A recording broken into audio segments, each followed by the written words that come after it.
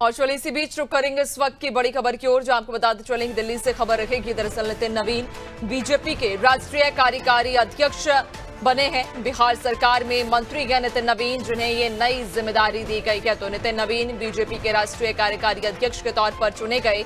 नितिन नवीन BJP के राष्ट्रीय कार्यकारी अध्यक्ष के तौर पर चुने गए हैं। दरअसल बिहार सरकार में नितिन नवीन मंत्री हैं और अब वे राष्ट्रीय कार्यकारी अध्यक्ष के तौर पर चुने गए हैं। तो नितिन नवीन बीजेपी के राष्ट्रीय कार्यकारी अध्यक्ष के तौर पर चुने गए। आपको बताते चलें कि बिहार सरकार में नितिन नवीन मंत्री हैं और अब उन्हें एक और ये नई जिम्मेदारी सौंपी गई है।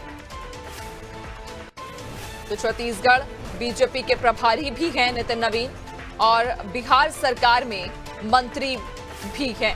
और इसी के साथ ही अब उन्हें एक और ये नई जिम्मेदारी, जहां बीजेपी के राष्ट्रीय कार्यकारी अध्यक्ष की जिम्मेदारी उन्हें दी गई है। तो आपको बताते चलें कि बीजेपी के अब राष्ट्रीय कार्यकारी अध्यक्ष नितिन नवीन को बनाया गया है। दरअसल बिहार सरकार में वे मंत्री हैं और छत्तीसगढ़ बीजेपी के प्रभारी भी हैं।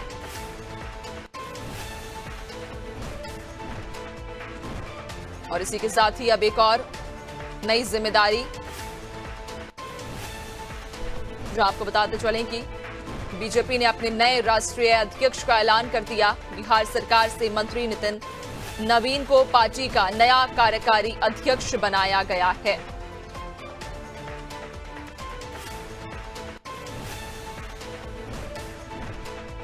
तो आपको बताते चलें कि नितिन नवीन को बड़ी ये जिम्मेदारी सौंपी गई और पार्टी का अब कार्यभार राष्ट्रीय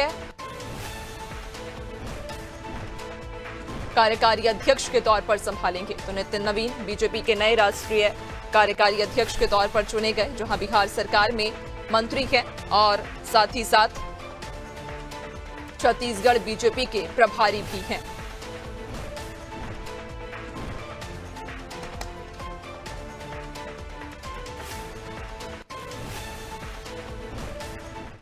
तो आपको बताते चलें कि नितिन नवीन अब को जहां पार्टी का राष्ट्रीय कार्यकारी अध्यक्ष, अब उन्हें बीजेपी के राष्ट्रीय कार्यकारी अध्यक्ष के तौर पर चुना गया है, मनोनीत किया गया है। आपको बताते चलें कि वे बिहार सरकार में मंत्री हैं और छत्तीसगढ़ बीजेपी के प्रभारी भी हैं। और इसी के साथ ही अब एक और नई जिम्मेदारी उन्हें सौंपी गई है। और ज्यादा जानकारी लेंगे, सहयोगी हमारे साथ पॉलिटिकल एडिटर मनोज सर जुड़ चुके हैं। मनोज सर, नितिन नवीन बीजेपी के अब नए राष्ट्रीय कार्यकारी अध्यक्ष चुने गए हैं, एक और नई जिम्मेदारी। बीजेपी में आमतौर पर ये होता है कि पूर्णकालिक अध्यक्ष बनाए जाते हैं।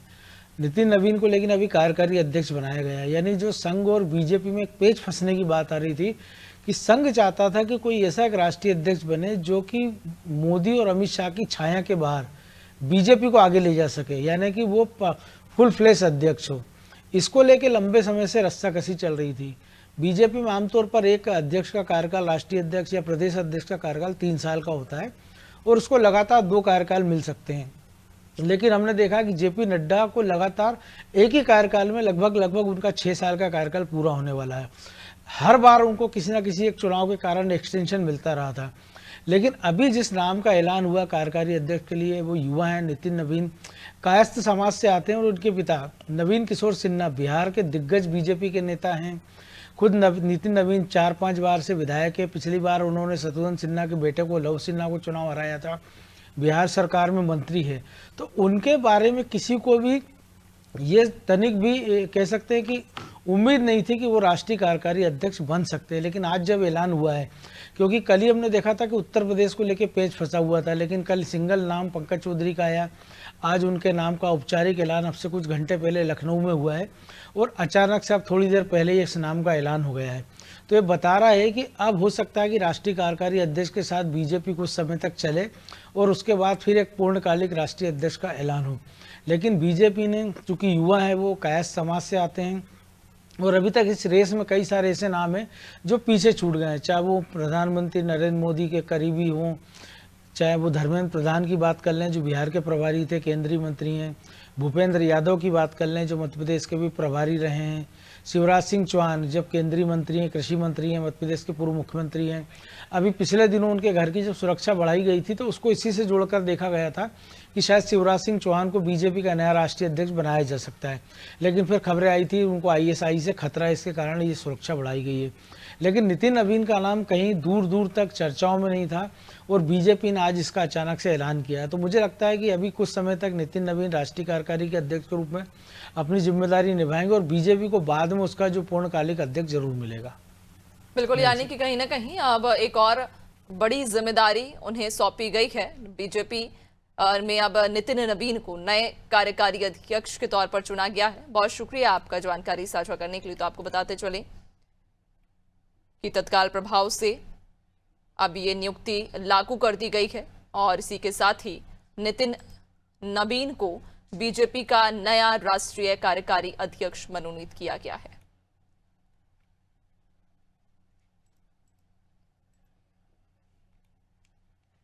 तो आपको बताते चलें